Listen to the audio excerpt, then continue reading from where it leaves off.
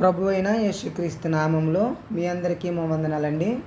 ఈరోజు దేవుని వాగ్దానం వచ్చి ఇర్మియా గ్రంథము 23 1, 2, 3 వచనాలు చదువుకుందామండి. నా మందలోని గొర్రెలను నశింపజేయుచు చెదరగొట్టుచు కాపరులకు శ్రమ, ఇదే యెహోవా వాక్యం. ఏమని చెప్తున్నారు? నా మందలోని గొర్రెలను నశింపజేయుచు చెదరగొట్టుచు కాపురులకు శ్రమ, ఇదే యెహోవా వాక్యం. ఇశ్రాయేలు దేవుడని యెహోవా తన ప్రజలను మేపు కాపురులను గూర్చి ఇలాగ సెలవిచ్చుచున్నాడు.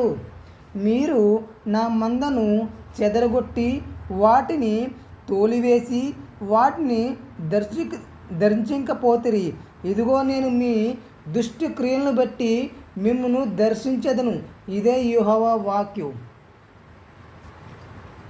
3వ వచనంలో ఏమంటున్నారో, నేను నా గొర్రెలను శేషమును వాటిని తోలివేసిన సకల దేశములలో నుండి సమకూర్చి వాటి దొడ్లకు మరలా రెప్పించదును అని అభివృద్ధి పొంది విస్తరించును.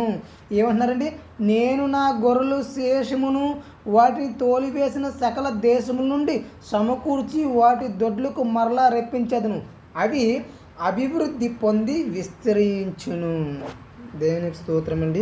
అయితే ఇక్కడ ఏమంటున్నారంటే, నా మందలోని గొర్రెలను నశింపజేయుచు చెదరగొట్టుచు కాపురులకు సమ. ఎవరికండి కాపురులు?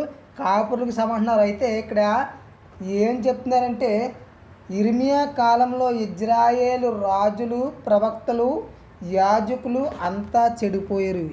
ఏమైపోయారండి? ఇర్మియా కాలంలో అంట ఇజ్రాయేలు రాజులు, ప్రవర్తలు, యాజకులు అంతా చెడిపోయారు. వాళ్ళు ప్రజలను సరిగ్గా నడిపించకుండా సొంత లాభం కోసం వాడుకున్నారు. దేశం బబులోని చెరలోకి వెళ్ళి టైం అది దేవుడు ఆ నాయకుల మీద ఫైర్ అవుతున్నాడు ఇక్కడ. అయితే కాపరులు ఎవరు?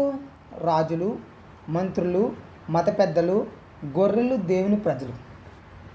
దేవుడు చెప్తున్నాడు, అరే నాయకులారా, మీ పని మందను కాయడం, కానీ మీరు గొర్రెలను చంపేస్తున్నారు, చెదరగొడుతున్నారు, మీకు శ్రమ తప్పదు. ఏంటి ఏమంటున్నాడు? మీకు శ్రమ తప్పదు అంటున్నాడు. అయితే దేవుడు 3 నేరాలు చెప్తున్నాడు. ఆ 3 నేరాలు ఏంటంటే, చెదరగొట్టారు, ఐక్యంగా ఉండవలసిన జనాన్ని విడదీశారు, తోలివేశారంటే కాపాడవలసిన వాళ్ళని వదిలేశారు, దర్శించలేదు, బాగోలు పట్టించుకోలేదు, విజెక్ట్